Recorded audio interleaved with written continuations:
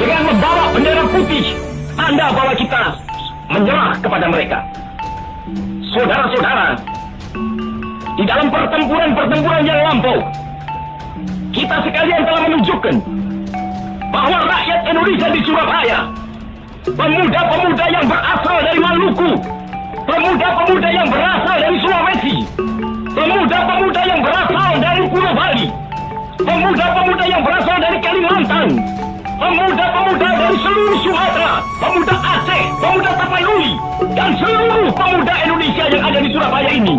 di dalam pasukan-pasukan mereka masing-masing, dengan pasukan-pasukan rakyat yang dibentuk di kampung-kampung, telah menunjukkan satu pertahanan yang tidak bisa dijebol, telah menunjukkan satu kekuatan sehingga mereka itu terjepit di mana-mana. Hanya karena taktik yang licik daripada mereka itu, saudara-saudara, dengan mendatang